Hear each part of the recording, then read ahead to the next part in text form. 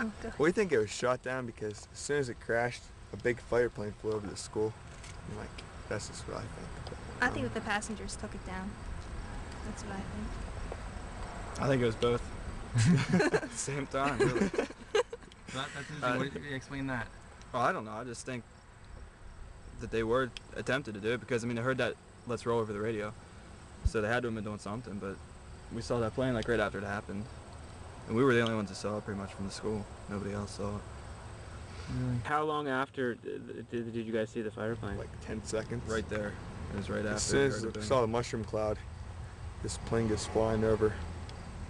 The issue of eyewitnesses is a whole subject to itself. In any major crash, the human being is not a very good sensory. Their senses are easily disturbed, and furthermore, they're enhanced once the accident occurs and they hear from other people, because then they begin to integrate and to tie things together that may not have been there. Yeah. Mm-hmm. Yeah, it was a real shock. Right in here is where the clothesline post used to be. And she was standing right here, and she watched it come right over, and it flew out that way. A lot of people say it was shot down, and I said, did you see the plane actually fly over? And they said no. I said, how can you say that plane was shot down? I said, I stood there and I watched that plane go out.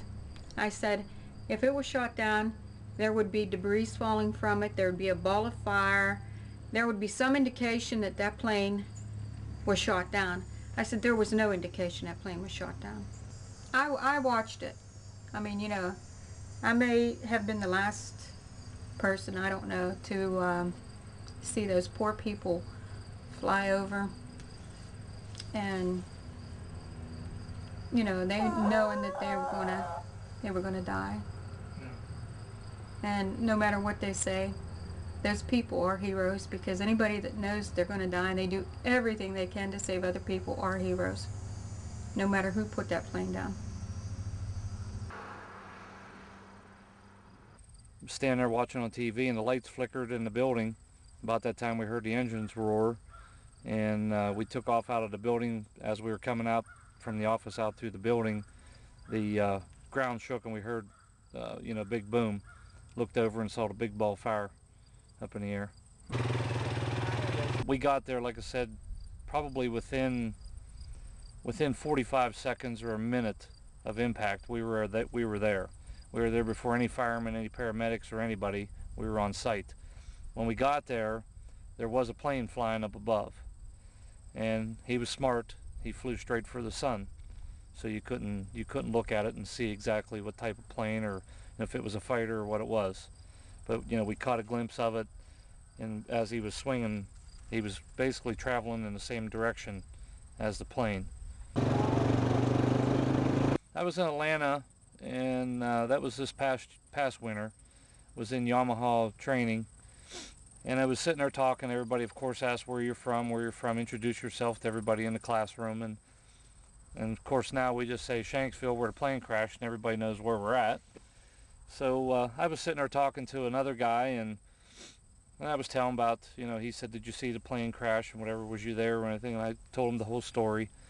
And I was explaining to him about whenever we were standing in the office and the lights flickered and everything, and there was another gentleman sitting in the row in front of me that was retired from the Air Force.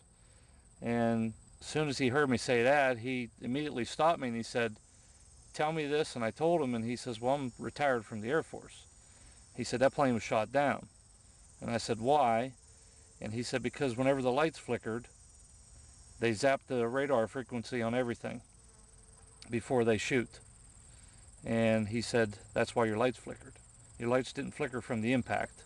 Your lights flickered because they zapped the radar system before they shot it. Perhaps they did try to shoot the airplane, or maybe they did. But if they did, the airplane would either disintegrate in the air if it was hit with a weapon, or it wouldn't necessarily tip over. It'd more likely glide in. And this aircraft at least went in fairly vertical. It doesn't mean that couldn't happen, but I think it wouldn't support as much a missile shoot down as the vertical descent.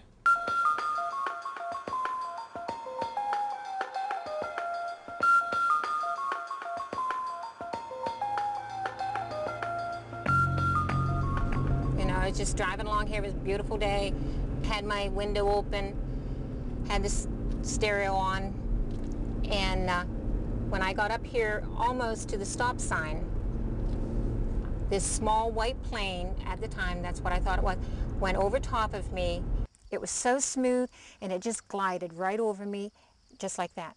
And then I ducked, and when I looked up again, then it was the spoiler, which is what I call it, and it was tipped like this so I could really see the spoiler, and then it just banked to the right and went over and went down behind those trees.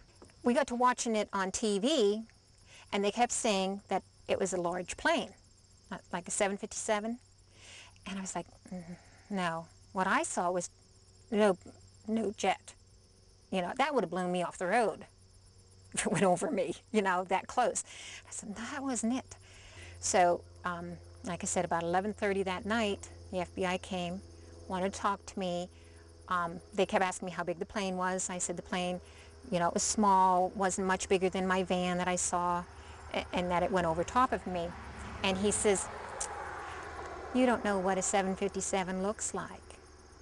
And I said, you know, don't be condescending to me. You know, if you don't want to believe me, that's fine. But what I saw, I thought I should report. And you ought to know there was something else in the air at the same time this was going on, and you want to make sure maybe it was ours and not somebody else's. And then that's when he did seem to get a little nicer. Told me that it was a white Learjet. Someone was taking pictures. I said, before the crash? And he says, well, we got to go. And that was the end of it.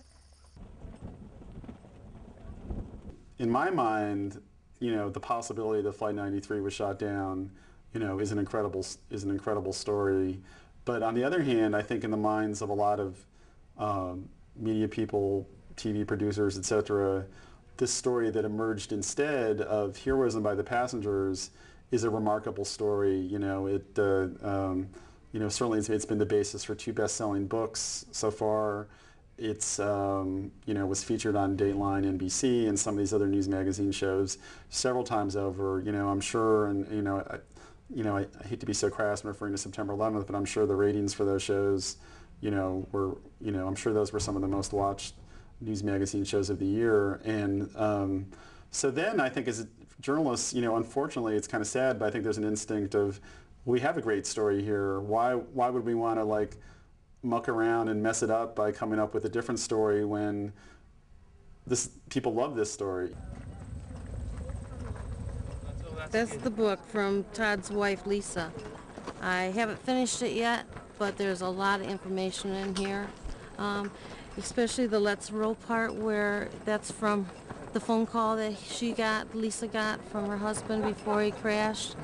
And all she heard was the let's roll, and it was silence, just like the heavens were talking to her. Have you seen the book?